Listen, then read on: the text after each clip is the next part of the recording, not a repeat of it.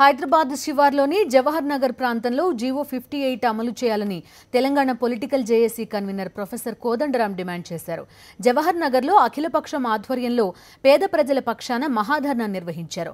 జవహర్ నగర్ ప్రాంతంలో 30,000 కుటుంబాలు జీవిస్తున్నాయని, వారిని రోడ్డున పడేయొద్దని ప్రభుత్వాన్ని కోదండరాం విజ్ఞప్తి చేశారు. మహాధర్నాకు వైఎస్ఆర్సీపీ సంఘీభావం తెలిపింది.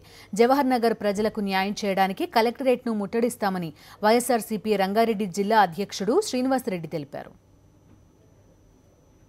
ఇవాళ ఇక్కడ జాగలు తీసుకుని ప్రభుత్వము కొన్ని పెద్ద వ్యవస్థలకు ఉచితంగా ఇచ్చి మరి ఇక్కడ నివసిస్తున్నటువంటి పేద ప్రజానీకానికి అసలు భూమి లేకుండా చేయటం, ఇల్లు కూడా లేకుండా చేయటం చాలా అన్యాయమైనటువంటి విషయం.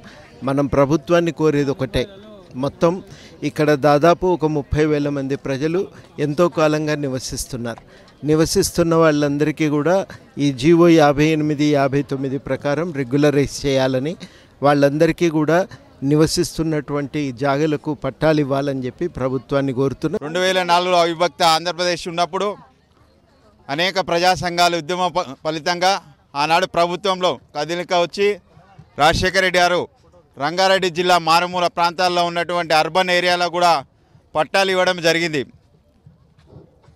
అలాగే 2009 తర్వాత కూడా జవహర్ నగర్లో సుమారు 17,000 పట్టాల వరకు పట్టాలు ఇచ్చేసి 19,000 పట్టాలను ఇచ్చి మళ్ళీ ఎలాంటి ఇబ్బందులు లేకుండా చూడాలని చెప్పి ఆ రోజు ప్రభుత్వం పట్టాలు తయారు చేసిన తర్వాత రాజశేఖర రెడ్డి గారు గతించినారు. ఆ రోజు నుంచి అది ఆగిపోయింది. మన తెలంగాణ ఉద్యమంలో జవహర్ నగర్ ప్రజలు తెలంగాణ ఉద్యమం కోసం పోరాటం చేసినటువంటి తెలంగాణ ప్రజలను మన ప్రభుత్వం వచ్చిన తర్వాత ఈ ప్రభుత్వము గత సంవత్సరం క్రితం ఇచ్చినటువంటి 58, 59 జీవోను జవహర్ నగర్కు వర్తింపజేయకుండా మన ప్రజలను